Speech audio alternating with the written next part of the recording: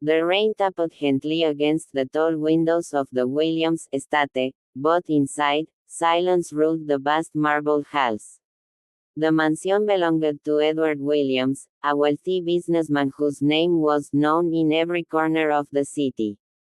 Yet, despite all the money and influence he possessed, there was one wound no fortune could heal.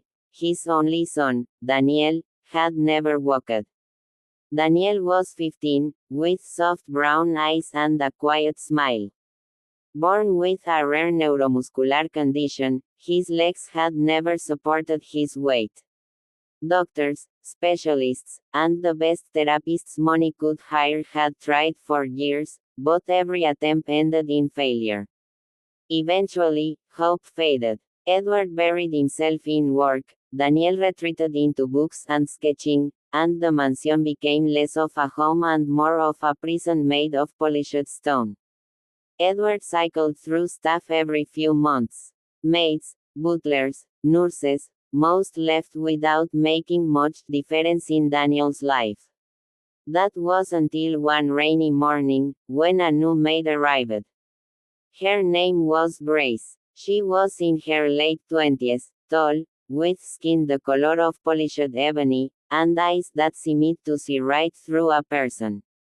Her handshake was firm, her smile warm. She didn't carry herself like a servant, she carried herself like someone who had faced storms and survived. From the moment Grace met Daniel, she didn't need to speak to him in his wheelchair like others did. She pulled up a chair and sat eye to eye. "Morning, Daniel," she said cheerfully. "What's your favorite thing to do?" Daniel blinked, startled. "Ugh, I draw." "Then I guess you'll have to show me your best work," she said with a grin. And no excuses. In the days that followed, Grace didn't just clean rooms and bring meals. She talked to Daniel, teased him, told him stories about her childhood in a small southern town, and shared the lessons her grandmother had taught her, that every person has a gift, and no one is born without purpose. One afternoon, while she was dusting the library shelves, she turned to Daniel and asked, "Why have you given up on walking?" Daniel stiffened. No one asked him that anymore. "Because I can't," he muttered. Grace studied him for a moment. "You mean you haven't yet?" "There's a difference." He shook his head. "You don't understand, my legs don't work." "Maybe they don't," she replied softly. "But I know something else that does, your will. And I've seen people do impossible things when their will gets stronger than their fear." Daniel didn't know how to respond. No one had ever spoken to him like that, not his doctors, not his father. Everyone either pitied him or avoided the subject altogether. But Grace's words planted a seed in his mind, one that wouldn't stop growing.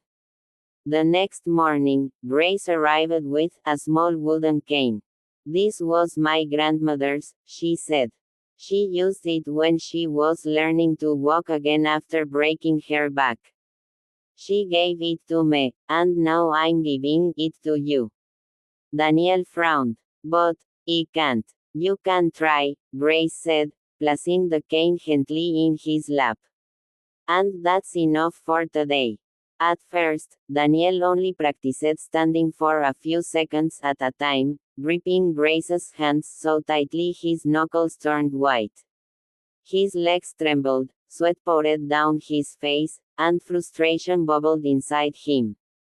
"This is stupid," he groaned after nearly falling one morning. Grace didn't flinch. "So, most things worth doing feel stupid at first." They practiced every day. Grace was patient but unyielding. When Daniel said, "I can't," she answered, "You will." When he cried from the pain, she knelt beside him and said, "Pain means you're alive, and being alive means you're not done yet." Edward noticed the change. He would come home late and find his son flushed and sweaty, with Grace beaming beside him.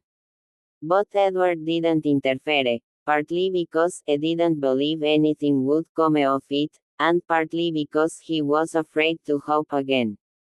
Weeks turned into months. Daniel's arms grew stronger from holding himself upright. His legs, once limp and lifeless, began to twitch when he tried to take a step. And Grace, every single day, reminded him of something her grandmother used to say: "You can't climb a mountain if you keep telling yourself the ground is all you deserve."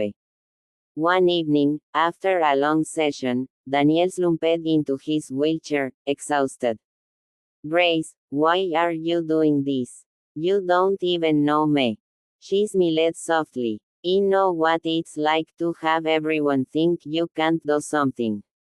And I know what it feels like when one person believes you can.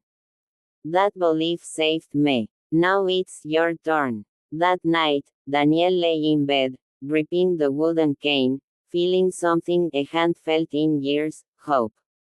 He didn't know it yet, but that hope was about to change everything.